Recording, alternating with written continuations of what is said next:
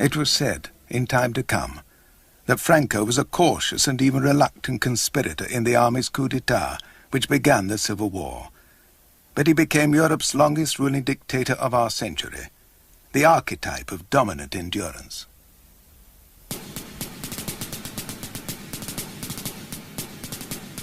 When Franco was born in 1892, Spain was still a proud imperial power. Franco was a child with that empire dissolved. The American wars lost Cuba and the Philippines. It was a grievous blow to Spanish pride, and also a knock for the young Franco. He had wanted to follow his father and brother into the Spanish Navy, but with the dissolution of an overseas Spain, that was cut back.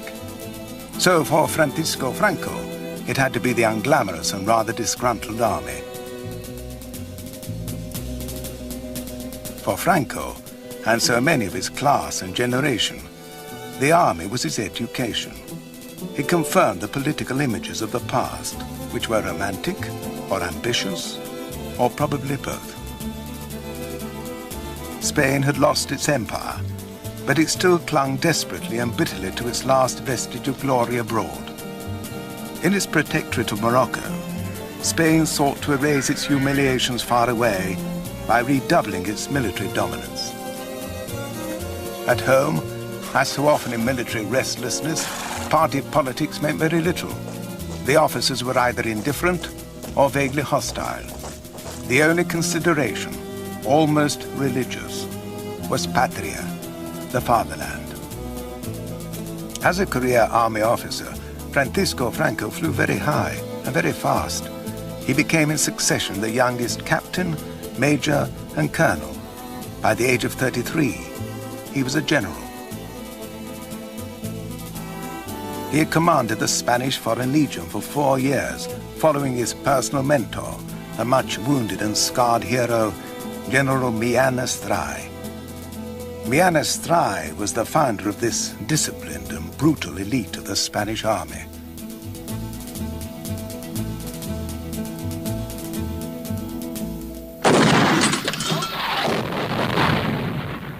The Foreign Legion was used to suppress the Asturias rebellion against the Republican government in 1934. This was the regiment's first military use at home. It was an experience no one forgot, and Franco advised on the conduct of the operation. Later, he was appointed Chief of Staff and served under the Republic. As such, he represented Spain at the funeral of the English King George V at Windsor in January 1936. Franco himself was personally and politically a monarchist. He supported the restoration of the Spanish king, who had fallen from power 4 years earlier. No values, communist revolution. These were the catchwords with which the insurgent generals rallied most of Spain's middle class against the Republic. Petra Roman de Bondia was a young girl from a conservative family in Salamanca. I thought that the military uprising would bring an improvement in every sense. Our ideals and what we thought Franco and his army were going to defend were God, the homeland, the family, and order.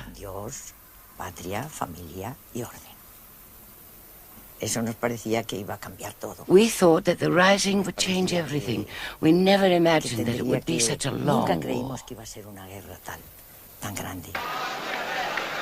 Before the war, in the 5 years of democracy between 1931 and 36, the Spanish Republic had not just been a new order. It had questioned all the assumptions of accepted society, and now some people wanted to put the clock back. Tomás Garicano Goñi was a young army officer.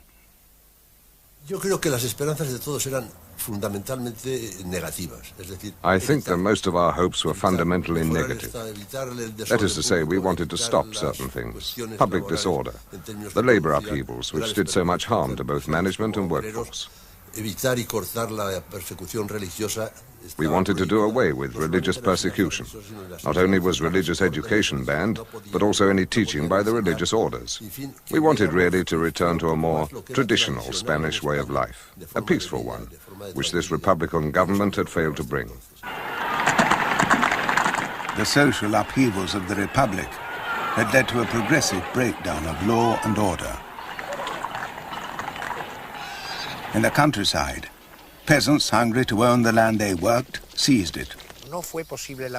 Peace was impossible, so we had to head for the hills. If it's just not possible to live, then you have to find a different solution, which was the rising against the Republic. Franco had begun with curious discretion. He had joined the army coup in Morocco with expressly limited aims of restoring order and crushing the revolution. But his proclamation did not invoke the church or any crusade. He did, to be sure, hint darkly about foreign influences assailing traditional values. What was surprising to some was that his proclamation concluded with the unexpectedly democratic slogans fraternity, liberty, equality. But that, he said, was the absolute order of their priority. The first army decrees gave instant comfort to its middle-class supporters. That was fairly easy. All the land the Republican reforms had shared out was to go back to the owners. Trade unions were banned. So were all political parties of the Popular Front.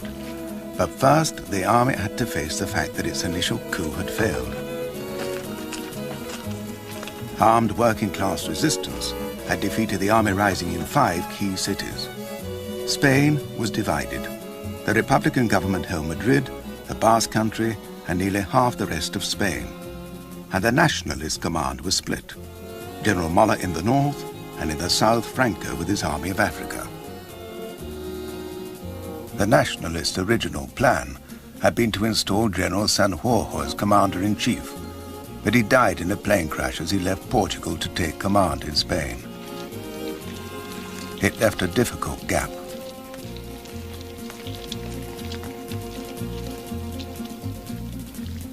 Two months later, the rebel generals gathered for a meeting in Salamanca. A strong lobby for Franco was gaining ground. All but one voted in favor of a single commander-in-chief. The sole objection was from Miguel Cabanillas, who had been temporarily appointed leader of the military junta. Next, Franco was proposed. Again, all but Cabanillas agreed. The decision was delayed. What was desperately needed was a man whom all under arms on the insurgent side would support. Already the insurgents were split with differences. There was the old Peninsular Army. There was the Civil Guard, the Army of Africa, Spanish units and Moors, let alone the armed militias of the fascist Falange and columns of monarchists and traditionalists. All these armed factions had conflicting expectations of their leader. Alone among the rivals, Franco seemed to satisfy the factions. He was the man in the middle. His reputation too as a soldier ensured him popular support, and this was immediately reinforced by events.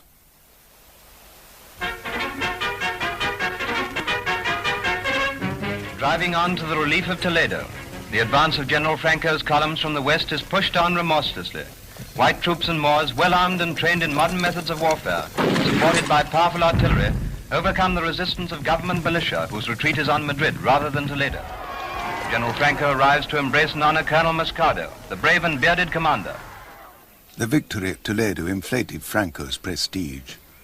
Even before his appointment as commander-in-chief was announced, his supporters were planning higher office for him. They proposed he should be not only supreme military commander, but head of the government. Some of his colleagues were doubtful. Nevertheless, Francisco Franco emerged as the undisputed leader and called himself head of state. On October 1st, 1936, Franco was granted all powers of the new state of Spain, at least for the duration of the war. My personal reaction to Franco's appointment was one of relief.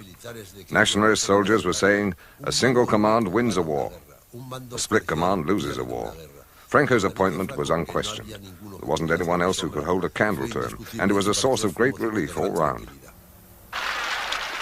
The army generals who appointed Franco as head of government, as a military necessity, may not have realized that they were establishing a personal dictatorship. Many different groups had supported their rising. First, the conservatives, who had supported the right-wing parliamentary coalition Theda before the war. Second, the monarchists, who sought the restoration of King Alfonso. Third, the Carlists, mainly from Navarre. They were also called traditionalists. They were religious, supported a king too, albeit a different claimant, and fought for their regional rights. Fourth, the Phalange, the fascist party, outlawed by the Republic. They claimed to transcend the right and left of politics, but called for a radical social revolution. General Moller, for one, was fully aware of the wild complexity of the various factions. He had successfully negotiated the support of both the Carlists and the Phalange for the plot. Soon after Franco's appointment, Moller spoke to Pedro Sáenz Rodríguez, a right-wing monarchist intellectual who had joined the uprising and later joined Franco's government. I remember very well that there was a large armchair in front of the desk, and General Moller was sitting on the arm of it with his feet on the seat, and he asked me, "What do you think will happen when the war ends?" I said there will be a problem with all the different political interests. He said, "I am pleased to hear you say that. When the war is over, it will be necessary to have some sort of constitution and parliament." In Franco's plan, there was no question of a parliament. The army decree gave all powers of the new state to him. He referred to himself as head of state twice in his first proclamation. Viva España! For many people, his own political ideology was a mystery. Did he have a political theory? Many people thought that he was a man who was keeping a secret, but I called him the Sphinx without a secret. He had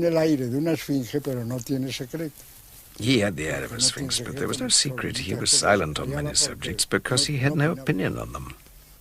Franco had never claimed to be a politician, but he was of the intuitive right, an instinctive defender of capitalism. With his brother Nicholas as secretary, he prepared his program. No working-class trade unions.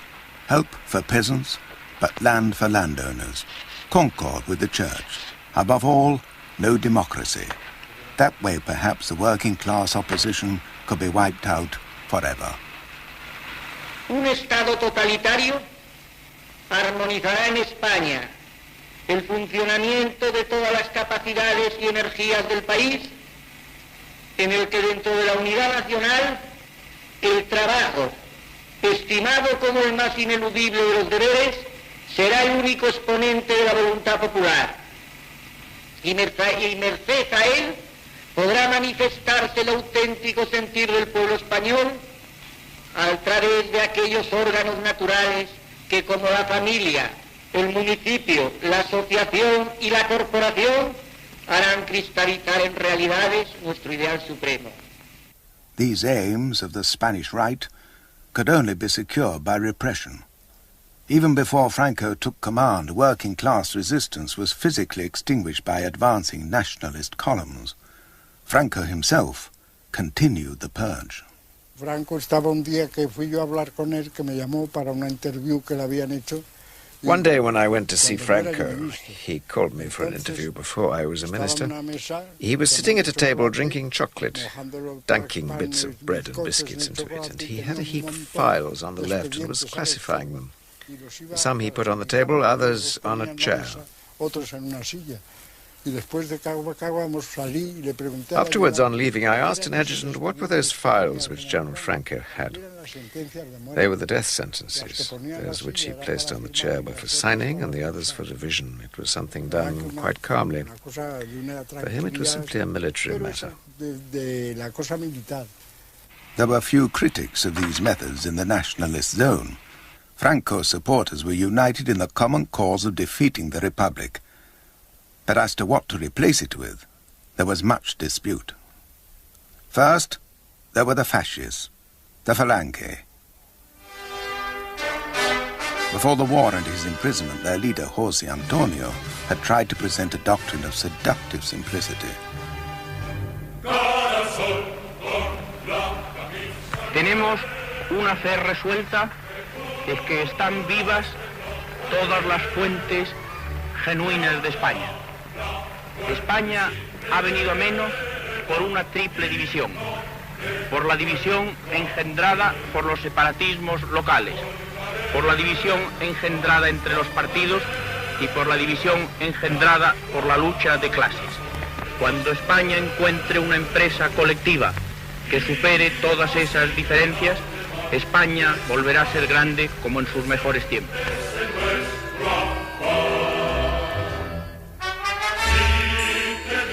The Falange's fascism was disguised by revolutionary jargon.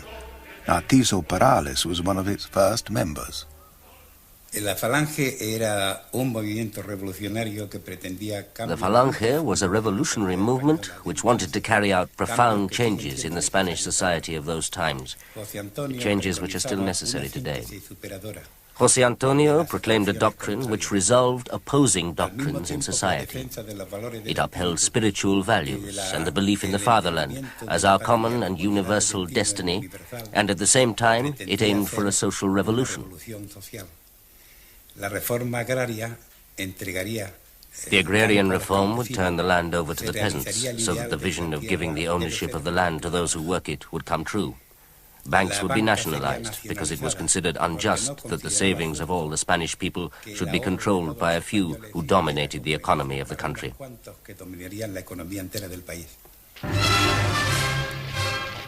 The Falange's leadership was predominantly middle class or aristocratic young men, but the movement was designed to appeal to working class sentiments, albeit staunchly anti-Marxist. Raimundo Fernández Cuesta later became Secretary General of the Falange. We discussed whether we should wear any distinctive clothing. José Antonio said we should wear a blue shirt. It's the same color as the proletariat's overalls. And it was the same for the flag. It was black and red because that was the flag of the anarchist trade unions. We wanted ours to be similar. The same with the word comrade, traditionally used by the communists. José Antonio said, I don't see why we shouldn't claim it ourselves. Give the word comrade a different meaning. In spite of its pretensions, the Falange never became a mass fascist party with large working-class membership. Unlike what had happened in Germany and Italy, fascism had not taken root in Spain before the war. For one thing, the economic conditions were very different. Spain was still economically in the 19th century. The groups that might have been attracted by fascism were either satisfied by conventional politics or just non-existent. There was no large petty bourgeoisie scarred by recession or defeat in a world war. The middle class was reassured that the dominant presence of the army would protect them from revolution, and the working class had suffered no disappointment that might provoke them to find an alternative to Marxist, socialist, or anarchist ideals. In 1936, however, after the February elections when democracy disintegrated into political violence, conservative youth had begun to defect to the radical alternative, and once the war began, people flocked to the Falange. It was a demonstration of allegiance to the nationalist cause, and moreover, with a purge of working-class organizations, it became a safe haven for anybody whose background was suspiciously leftist. The blue shirt became known as a salvavidas, a life jacket. Some nationalists, however, viewed the Falange's populist and violent image with distaste. There were many people who joined the Phalangists, but I could never join them because I did not consider them to be virtuous in the Christian sense of the term.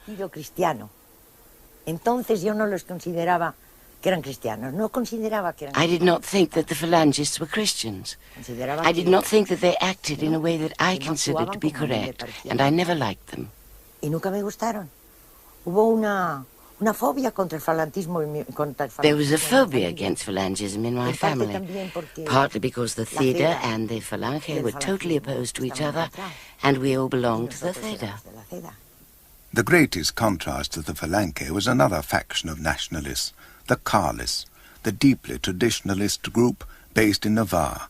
They lived in the romantic, almost medieval past. We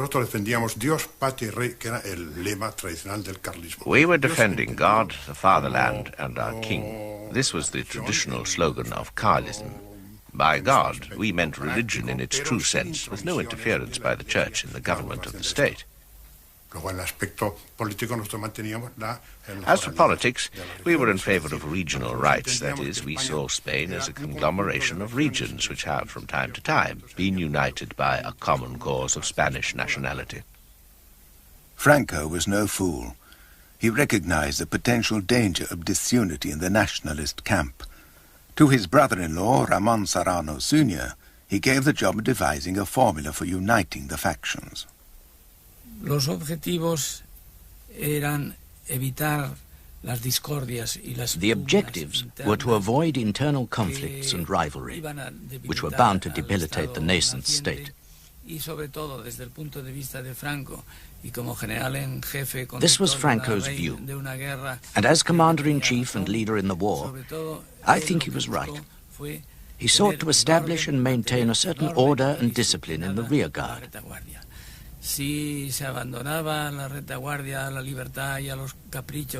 If the rear guard was left to the whims of the different groups, things could get out of hand and could affect the situation in the fighting fronts, as happened in the Republican zone. The Falange was in trouble. José Antonio had been killed in a Republican jail. All other potential candidates were in prison or dead, and the organization was riven with ideological and personal schism. On April 17, 1937, a former mechanic, Manuel Edia, was confirmed as leader. He had no formal education, was unimaginative and ineffective. He was easy meat for Franco. 2 days after his election, Franco, as head of state, declared the Falange and the Carlists would be unified in one national movement under his own direction. When Edia challenged Franco's authority, he was sentenced to death, although this sentence was commuted to life imprisonment. By bringing the red-berried Carlist and the blue-shirted Falange movement under his direct leadership, Franco assured the triumph of his personal brand of authoritarian conservatism and the unity of his supporters. The man who claimed to support the restoration of the monarchy had made himself a dictator. True supporters of the king, like Eugenio Vegas Latapie, were outraged.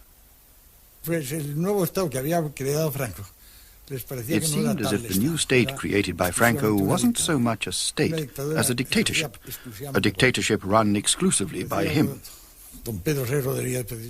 Don Pedro Sainz Rodriguez says with some accuracy that the difference between laws and decrees in Franco's regime was that Franco pulled decrees out of one pocket and laws from the other. Everything was the exclusive wish of the Generalissimo.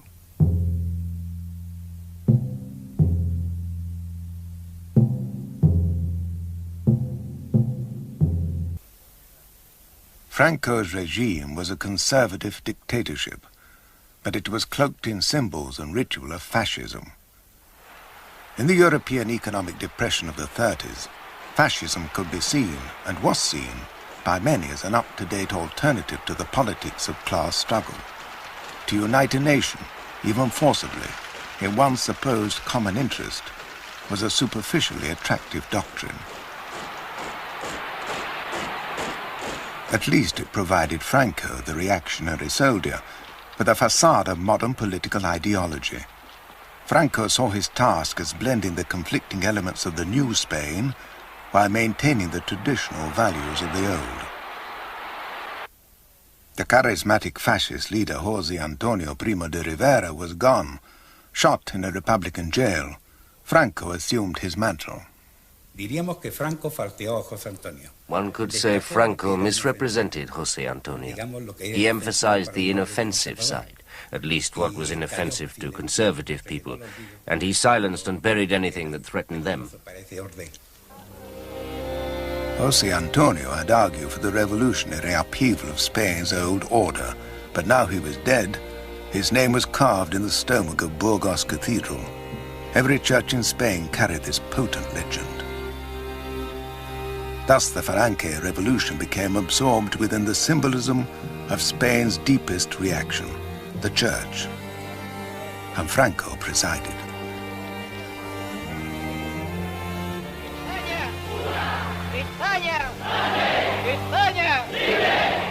José Antonio Primo Rivera! Arriba España! José Antonio's memory was preserved, but the radical aspirations of his brand of fascism were laid to rest.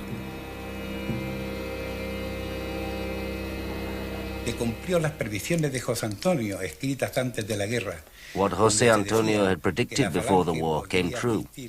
He had said that the Falange could contribute, without knowing it, to the restoration of a conservative bourgeois mediocrity of which, he commented, there is such a generous sample in Spain, and it would be adorned to add to the mockery with the choreographic figures of the blue shirts.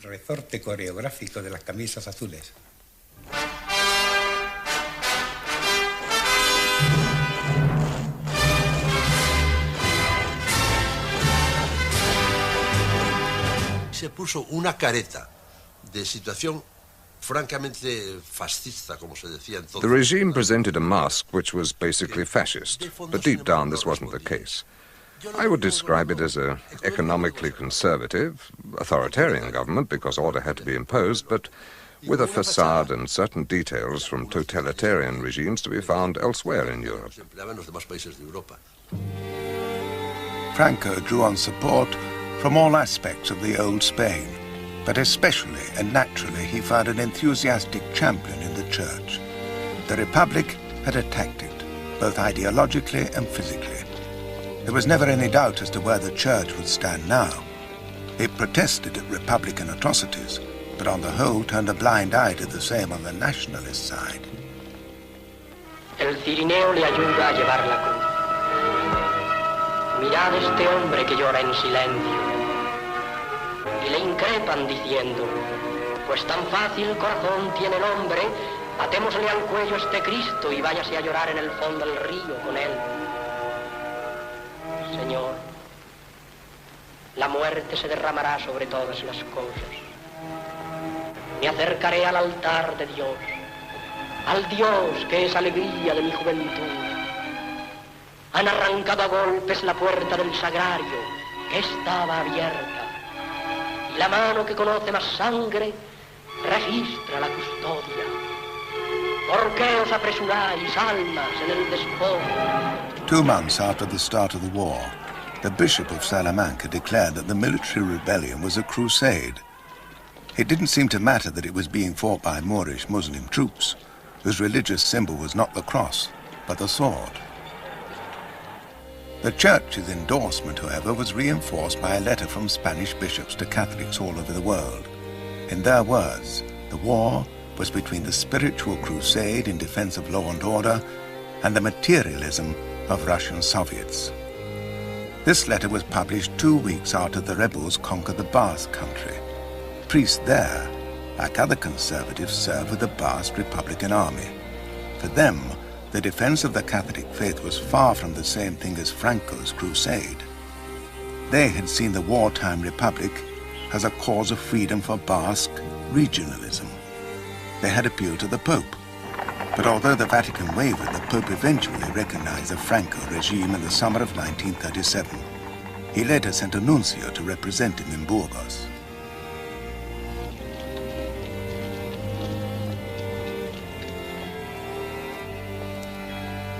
Undoubtedly, many Spaniards believed that Franco's campaign was a holy task, and Rome's approval was a great reinforcement to the devout.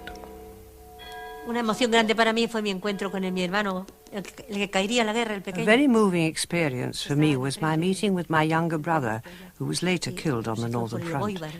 He'd asked for leave to come and see me. Bajó con un permiso para saludarme y me preguntó, mira, Cristina, quería yo verte. He said to me, look, Christina, I wanted to see you because I wanted to ask you something. Those of us who die in the war, if we fight to defend God and Spain, as I'm doing, are we going to go to heaven as martyrs, even if the Church doesn't give us an official place in the register? I said I was sure they would, if they fought with that spirit, in the name of God and the motherland. Then God would give them a place among the martyrs in heaven. The Spanish Church's endorsement, even sanctification of Franco's rebellion, was well rewarded. Religious education in state schools was again authorized, Church property was exempt from taxes, civil marriage and divorce outlawed. Now Spain could properly be called National Catholic.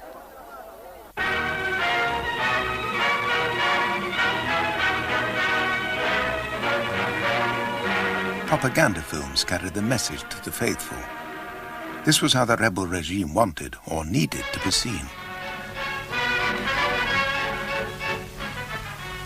Mientras los soldados del Generalissimo abren las tierras de España al Mare Nostrum, este otro soldado, humilde y laborioso, labra los campos y da a su patria el pan nuestro de cada día.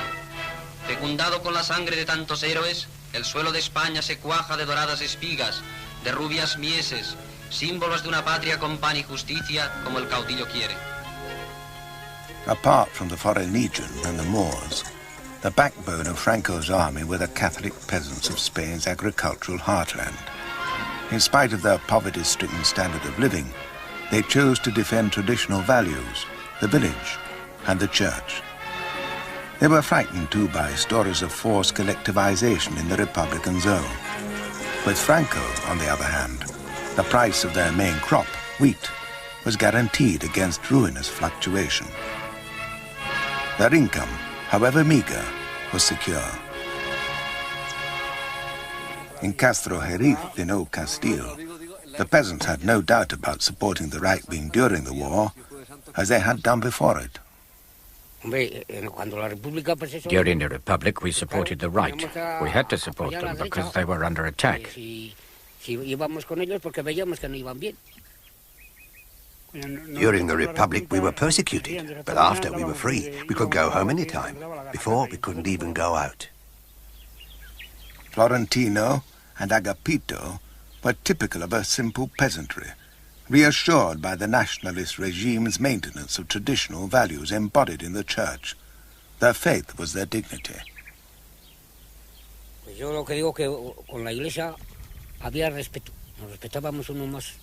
I believe that with the church there was respect. We respected each other more. Without religion there could be no respect, that's what I think. Without the church, the priest, they just bury you like a dog. Other people are against religion, but I've always been for it. We joined Falange, and my brother was going to go to the front. But because he was my older brother, and he did more work than I did, my father said I should go in his place. In the end, he went off too.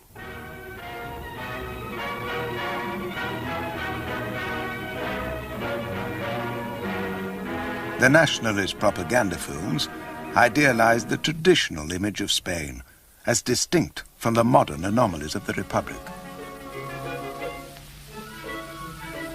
También trabajan las mujeres curtidas al sol.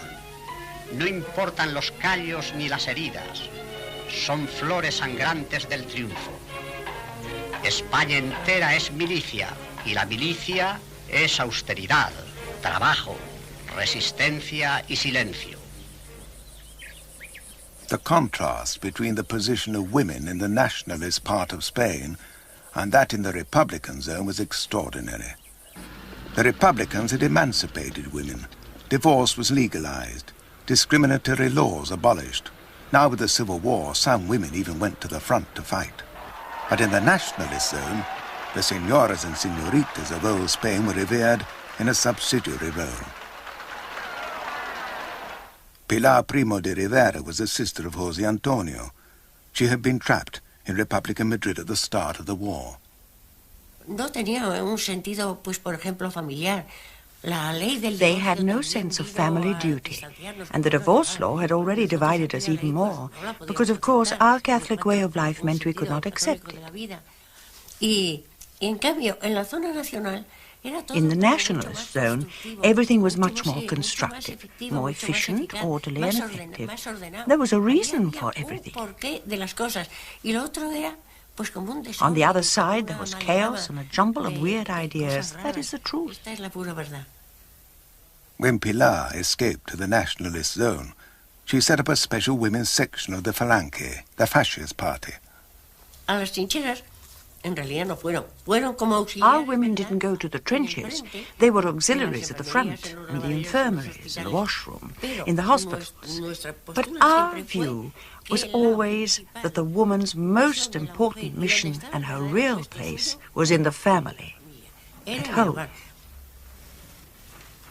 Así que nosotros sí que defendíamos la integridad de la familia. So we defended the integrity of the family, the devotion of the woman to the family, particularly when the children are small and can't look after themselves. Later,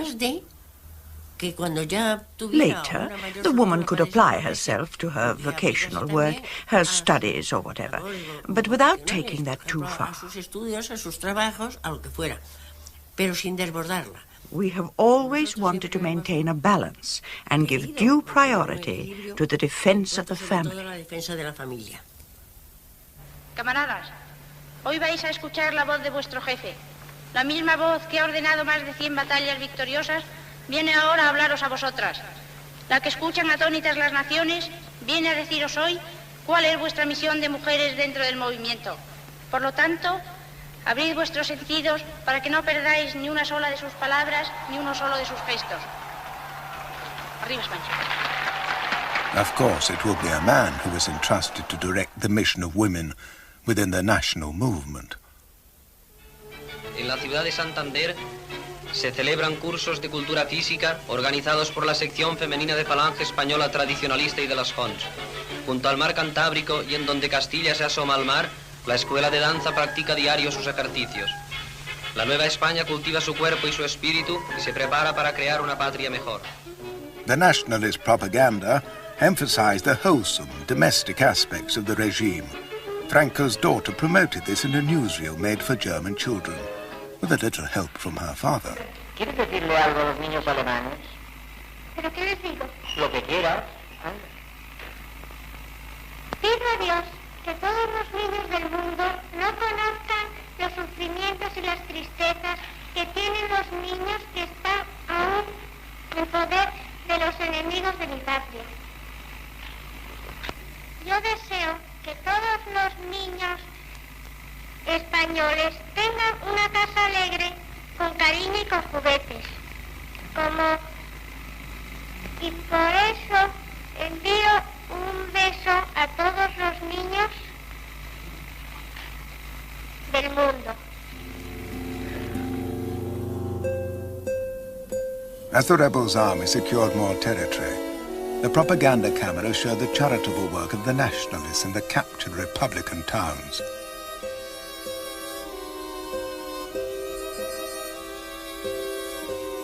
A women's organization, Auxilio Social, modelled on its Nazi counterpart, Winter Help, doled out bread.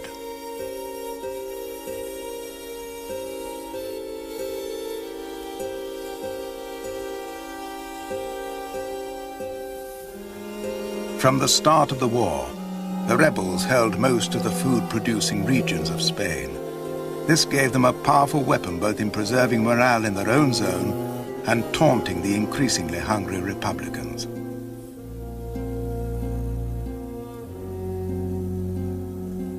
The enforced unity and morale of the nationalists seemed in stark contrast to the dejected squabbling that had beset the Republic even before the war.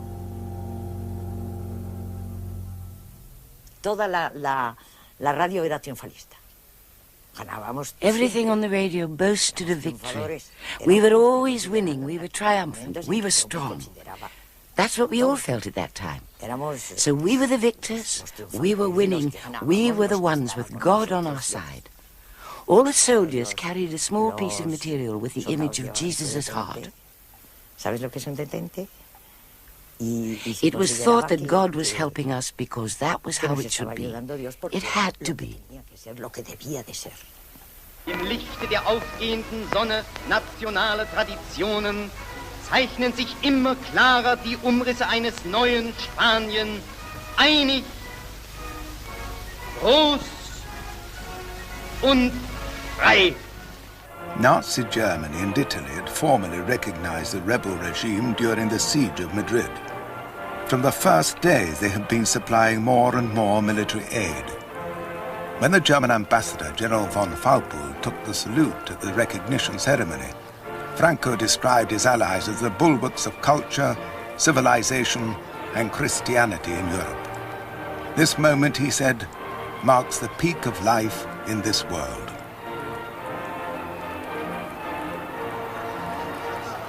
Franco did not, however, follow his Axis allies too far down the path of fascism, nor did he, much to their annoyance, follow them into the Second World War. But he willingly, if not gratefully, accepted their practical aid, simply because without it, he could not have carried on the war.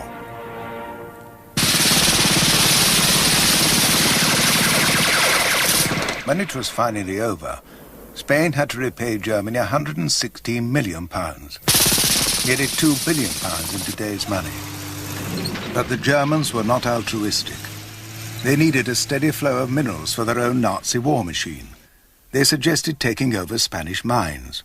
For a long time, Franco resisted. But later, when he desperately needed supplies for a final offensive, he agreed to a German majority shareholding of 5 mining companies. The fact of this odd triangular relationship was that Franco's Spain was much closer in temperament to Italy. The Italians encouraged Franco to be more fascist, thereby to remove the well-founded suspicion that his was merely a conservative reactionary regime. They were only marginally successful. Spain adopted fascist-style institutions, but only one piece of legislation of Franco's new state reflected the revolutionary fascist influence of Italy: a labor charter setting up corporate trade unions. When Franco set up his first cabinet in the winter of 1937, it faithfully reflected the traditional forces of conservative Spain. It had 4 men from the new unified political movement, but only one of them had any connection with the pre-war revolutionary Falange. There were 2 personal friends of Franco. There were 4 military men and 2 monarchists, including Pedro Sáenz Rodríguez. He was supported by the army, but he took great care that the military men who entered the government would not take it over. What he presented was not exactly a military dictatorship, but a government of the Falange and of the traditionalists. Nevertheless, the Falange was just a sort of loincloth of his personal dictatorship.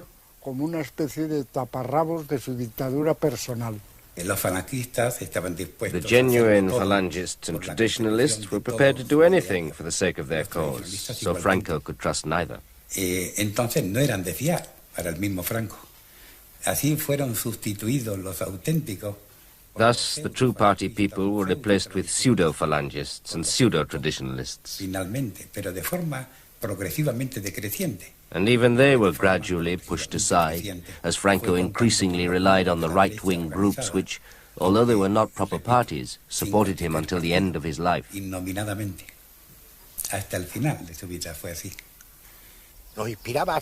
had absolute confidence in him. The Falange wanted to run things, and he sent them packing. He wanted his brother-in-law to sort out the Falange, and he got rid of him too. He couldn't have cared less. His attitude was, I'm following the path I've set for myself, and that was that, and that's what he did.